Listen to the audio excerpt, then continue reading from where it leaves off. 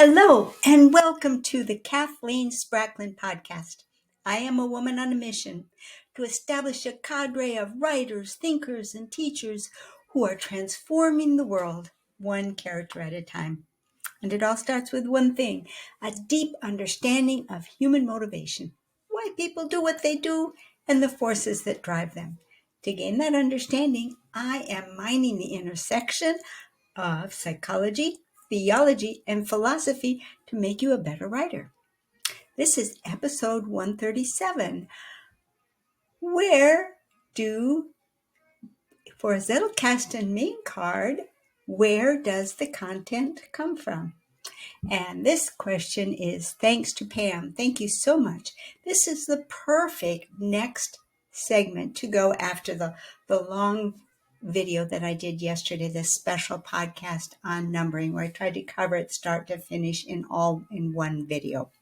Well, in those examples, we had no content at all on the main cards. It was just about numbering. How do you number the card? And now today, thank you, Pam, we're going to look into the question of, well, what goes on a main card?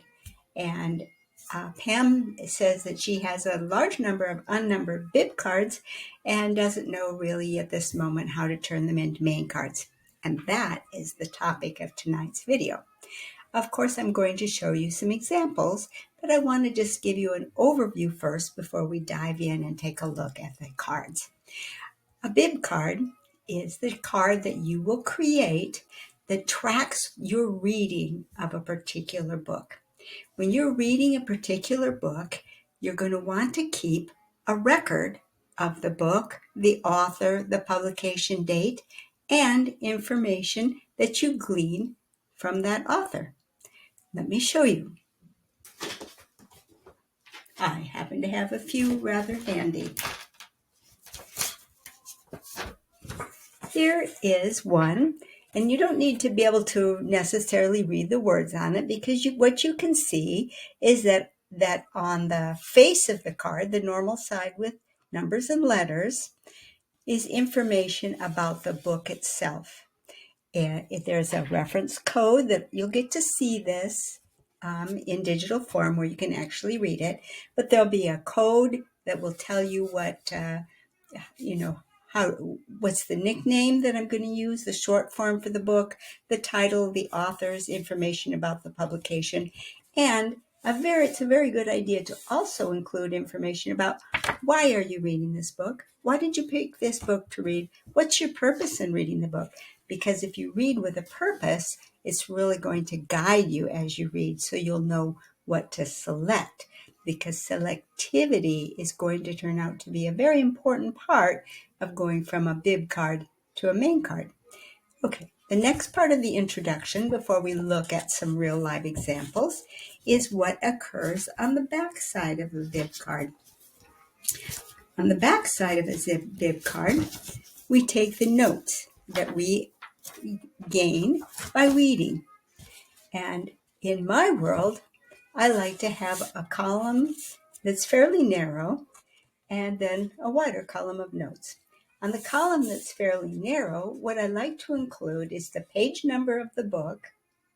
Then if I convert that note into a main card, I like to put the address of the main card so I can go both ways, and then the notes that I take directly on the book. If I am summarizing in my own words, I'd write it in black. If I'm taking a quotation from the book, I will write it in blue. And if right then there, while I'm writing down the note, something occurs to me that I don't want to forget, I write that in purple, because that's my thought and my idea. So that's what a bib card looks like. And I take deep notes. I take rather lengthy notes, complete notes, because for me, when I'm done collecting these notes, I can effectively review the whole book just by reviewing the bib cards that I completed for that book. So I do not hesitate to take multiple notes. But then I like to read books that are fairly deep. Yeah, for other types of reading where I'm only going to get a few ideas out of the book, maybe one card will be fine for it. But I'm assuming here in this discussion that you're dealing with something that's fairly deep and you want to have a lot of information. So that's the bib card. When we turn over to the section where we're looking at one digitally, where you can actually read it, and you're not trying to read my handwriting by me holding it up to the screen, I'll talk also about where we go to creating the main card. And a huge part of creating those main cards are choosing what to take off the bib card and put onto a main card. That's a selectivity process. There's a fair amount of work that goes into creating a main card for your Zettelkasten. So you don't want to include main cards that are redundant to information that you've already got in your system. You don't want to include main cards that are irrelevant to your purpose in reading, even if you chose to put it down in a bib note because it was present in the book and you were reading the book rather thoroughly. And that often will happen. If you are reading a book thoroughly, you may have some notes that you're going to put onto the bib card that won't go onto a main card. We're not going to go deep into the selection process today, but the main thing that you want to bear in mind is this going to be useful for you? That's the simple rule. Not redundant and useful. And when those two things are true, you'll want to take the note from the bib card and put it on the main card. One of the questions Pam asked, do you put one thought per bib card? Basically, yes. I try to make it one thought per bib card. Sometimes not though. So sometimes the author will say there are 5 key steps in process, whatever.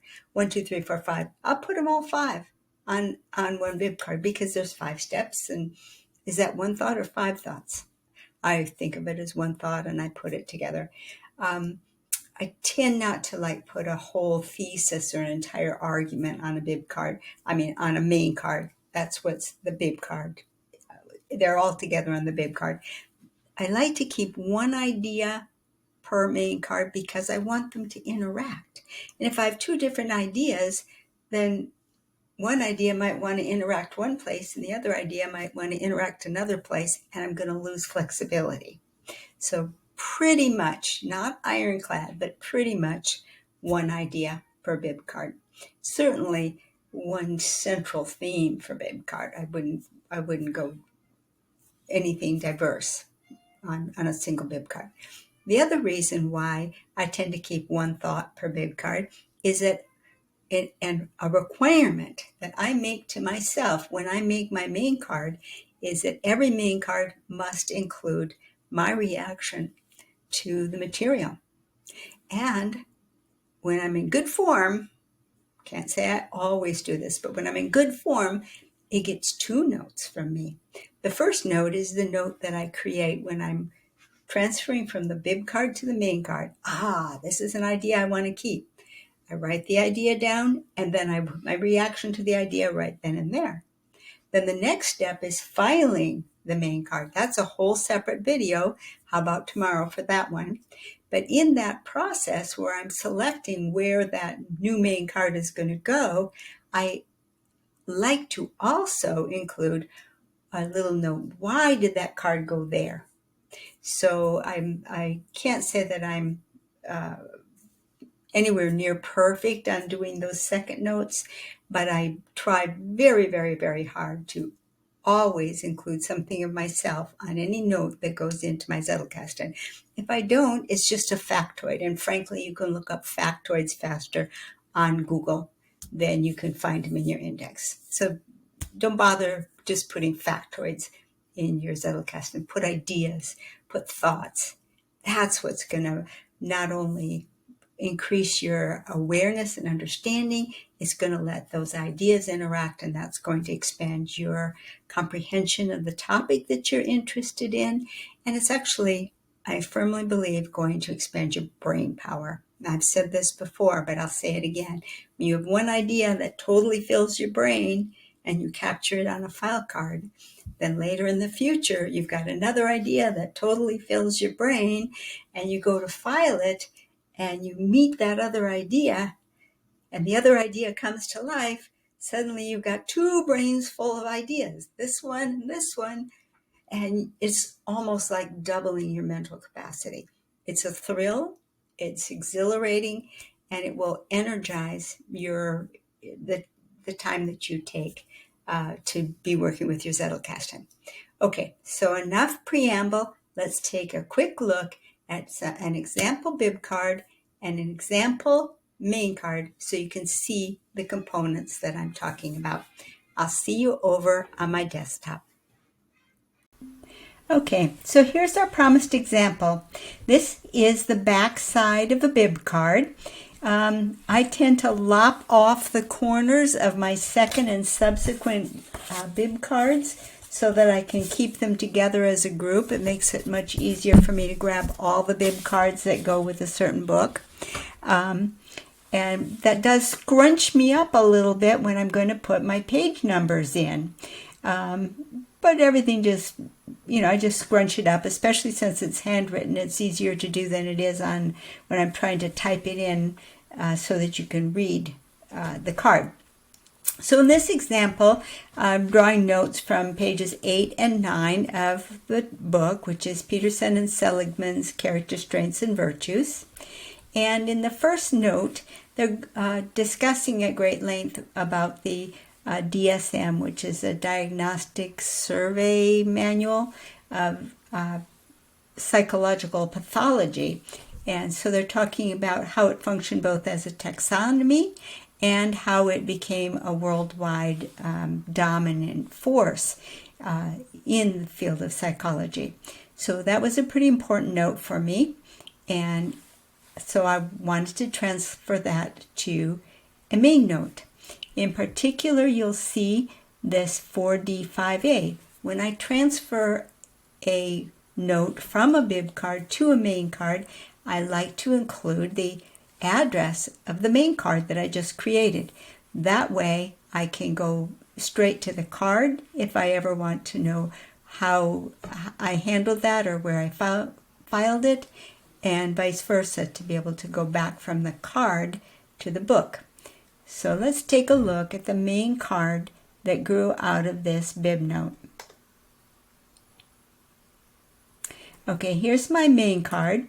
And now what you're going to notice here on this main card is that the part at the top is pretty much a repetition of the bib note that I had taken. That's the information that I gained from reading that section in the book.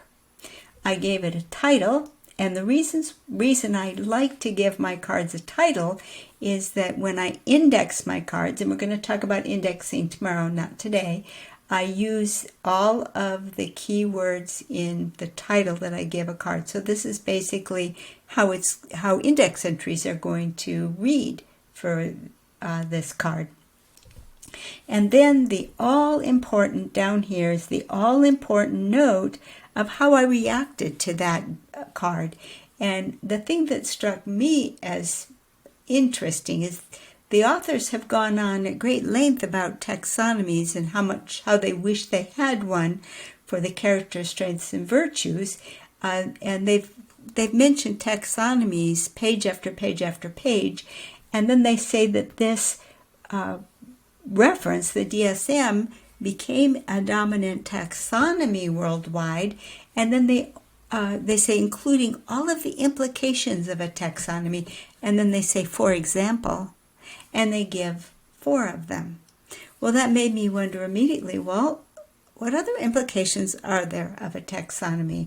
Because I maintain that I have a taxonomy of the character traits, which are a superset of character strengths and virtues. That is to say that the character strengths and virtues fall under the character traits. The character traits encompass character strengths and virtues, and also character defects and vices. It's a broader area than just the positives. So that's an example of how I go from a bib card to a main card. And from this example, you can see that I also made one other main card from this bib card. And that one was the card that says expressed their hope. You can see that I've written this one in blue ink, and that signifies to me that I've quoted the authors, and they say, "We hope that the new science of character expresses explicitly what is invigorating about the good life." Well, I won't go into my opinion on that because it's my thought, I guess what I would say is that to me it feels like if you want to understand how to become wealthy, do you go interview rich people and find out what's nice about having a lot of money? Is How to Become Wealthy all about yachts, how to choose a yacht, how to select the proper private jet, where to buy your clothes? I don't think so. I think that if you, especially where character strengths and virtues are concerned, if you are going to maintain that they lead to the good life, which I do hope they do, but not at all times and in all seasons does it even lead to the good life. That's another matter. But if you do want them to be adopted, then you really need to find a pathway to attaining them, more than just a study of how good does it feel once you get there. So that is, in brief, in a very succinct example, how I go from bib cards to a main card. Where does the content come from a bib card? So let me know, Pam, if that did not answer your question, and I will give another try if I missed the mark. Thank you. Bye-bye.